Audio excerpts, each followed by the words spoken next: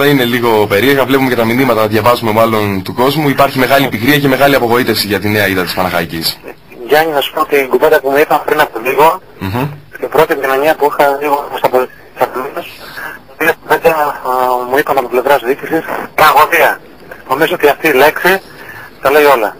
Ότι είναι χαρακτηριστικό ότι αμέσως μετά τον αγώνα αποχώρησαν και οι άνθρωποι της διοίκησης που δεν είχαν κουράγιο ούτε να πάνε μέχρι τα αποδυτήρια με βάση την εικόνα που ήταν πάλι από την Παναχαϊκή. Θεωρώ ότι όπως λέει ο κόσμος, νομίζω ότι κάπου εδώ τελειώνουν όλα, Γιάννη. Θεωρώ και νωρίτερα ότι χάθηκε μεγαλύτερη ευκαιρία παρουσιάστηκε ποτέ στην Παναχαϊκή. Νομίζω τόσα αποτελέσματα μαζεμένα που όπως ήταν σήμερα οι ήττες του Πανετολικού, η ήττα της Κορίνθου από τον Παναγιάλιο μέσα στην Κόρινθο δεν θα ξαναβρει ευκαιρία να μειώσει την διαφορά. Και νομίζω ότι ο Σπύλος μπαίνει χοντρά στο κόλπο η Ηλιούπολη. Με ένα διπλό εκτός έδρας σε 11 παιχνίδια νομίζω, Γιάννη, ότι δεν μπορεί να μιλάς έτσι για βλέψεις παραπάνω. Εκτιμώ και η προσωπική μου άποψη είναι ότι κάπου εδώ τελειώνουν οι βλέψεις για την Παναχαϊκή. Μπορεί να απομένουν 12 βαθμοί όταν δεν εκμεταλλεύεσαι τη μία ευκαιρία μετά την άλλη, σου έχουν δοθεί 3-4 ευκαιρίες. Δεν εκμεταλλεύτηκε καμία. Αυτή είναι η πραγματικότητα. Και σήμερα της δίνεται η πιο μεγάλη ευκαιρία με τα αποτελέσματα που ήρθαν και όμως την πέταξε στα σκουπίδια και ουσιαστικά νομίζω ότι τα πράγματα δυσκολεύουν πάρα πολύ για αυτήν. Σε αυτό, Αλέξη, αναφερθήκαμε και νωρίτερα, ότι ποτέ η Παναχαϊκή δεν έχει κατορθώσει να εκμεταλλευτεί τα στραβοπατήματα των αντιπάλων. Ποτέ. Είναι δεδομένο, Γιάννη.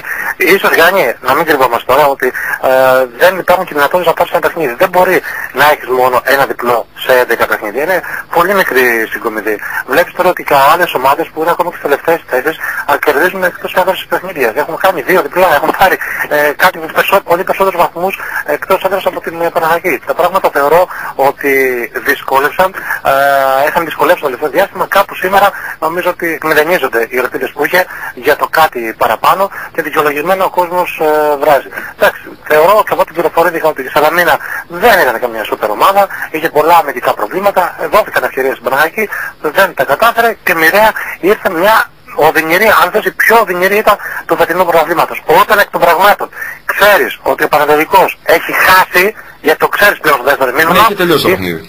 Είσαι υποχρεωμένος να μπει να παλέψεις μέσα στο παιχνίδι. Και από τη στιγμή που ήξερα ότι το 60 Παναγιώτης κέρδιζε στην Κόρινθο, ότι τα πράγματα θα ήταν για αυτήν πάρα πολύ ευνοϊκά.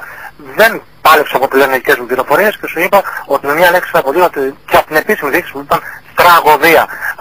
Νομίζω ότι με αυτή την ελληνική λέξη αποτυπώνονται τα πάντα, Γιάννη. Είδαμε πάντως πρώτη φορά σε ένα παιχνίδι ότι η Παναχαϊκή έπαιξε με 3 επιθετικούς. Ούτε καν αυτό απέδωσε. Στη συνέχεια, δηλαδή στην επανάληψη, όταν μπήκε στη θέση του Κοταρέλα ο Γκούρμα, η Παναχαϊκή μπορεί να είχε την κυριαρχία στο κέντρο, στη μεσαία γραμμή. Αλλά ούτε μια ευκαιρία κλασική, Αλέξη, πλην του δοκαριού του Σιμεωνίδη που ήταν από σέντρα σου στο 56. Γιάννη, αν θες να σου πω την προσωπική μου άποψη, εγώ θεωρώ ότι κακώς έμεινε έξω ο Γκούρμα από το παιχνίδι.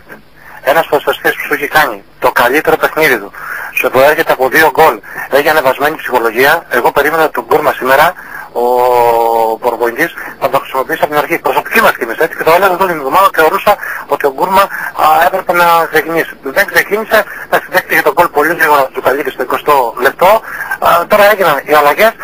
Η Παναχαϊκή είναι δύσκολη για στον γκολ εκτός έδρας. Το δέχτηκε, εγώ στη στιγμή που άκουσα το δεύτερο γκολ να σου πω μέσα μου ότι δεν πίστεψα ποτέ θα κερδίσει. Το λέω ευθέως, έτσι. Πίστεψα πολύ να φέρει το μάτς μέχρι τα αίσια. Είναι πάρα πολύ δύσκολη στον γκολ εκτός έδρας.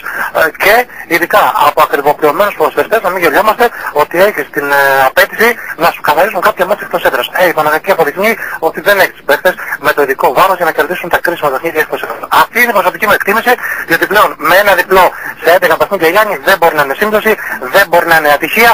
Σημαίνει ότι σίγουρα οι δυνατότητες κάποιων ποδοσφαιριστών και οι τιμές κάποιων ποδοσφαιριστών αυτές είναι πολύ υπερεκτιμημένες, έτσι όπως πλέον δείχνουν τα πράγματα, διότι το να κερδίσει τώρα στην Πάτρα το Μεσσηνιακό και το Κοροπή δεν σημαίνει απολύτως τίποτα. Ο κόσμος δικαιολογημένα περίμενε ότι θα πάρεις κάποια παιχνίδια κοινά που πάνε τώρα όλες οι ομάδες σε έδρες που εσύ δεν πέρασες και περνάνε όλες με νικηφόρα αποτελέσματα. Θεωρώ εκ των πραγμάτων ότι και εγώ ότι εκμηδενίστηκαν σήμερα οι πιθανότητες της Παναχαϊκής για κάτι παραπάνω, γιατί θεωρώ ότι δεν μπορώ να δω πόσες ευκαιρίες θα παρουσιαστούν και ειδικά πώς θα κερδίσει ο Μάτικος έδρας όταν έχουμε να αναλογιστούμε ότι στη συνέχεια του πρωταθλήματος έχει να πάει και στο Διαγόρο, έχει να πάει και στο Αγρίνιο, έχει να πάει και στο Αίγιο, έχει πάρα πολύ δύσκολες έδρες που την περιμένουν στη συνέχεια του πρωταθλήματος. Έτσι είναι, Αλέξη. Υπάρχει κάτι άλλο που θα πρέπει να σημειώσουμε για το συγκεκριμένο παιχνίδι?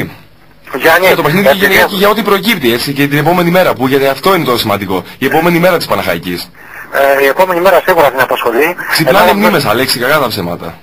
Γιάννη, εμένα μου βάζεις και Γιάννη, σε μια εποχή, σε μια σεζόν που οι παίκτες της Παναχαϊκής είναι πληρωμένοι μέχρι το τελευταίο ευρώ, έχεις απέτηση να ματώσουν. Ας χάσουν, αλλά ας ματώσουν. Εδώ από ό,τι πληροφορούμαστε δεν παλεύουν πλέον τα παιχνίδια. Θεωρώ ότι δεν είδαμε το κάτι παραπάνω μέχρι τώρα, αυτό που περιμέναμε, αλλά δυστυχώς έτσι είναι τα πράγματα. Θα ήθελα να μου δώσεις ένα τεταρτάκι για να συνεχίσουμε, γιατί καταλαβαίνεις ότι είναι ακόμη στα αποδυτήρια όλοι, για να ξαναέχουμε μια νέα επικοινωνία. Ωραία, μετά το ρεπορτάζ, γιατί καταλαβαίνεις ότι από απόψε έχω την αίσθηση ότι η Παναχαϊκή θα γίνει καζάνι που βράζει, έτσι.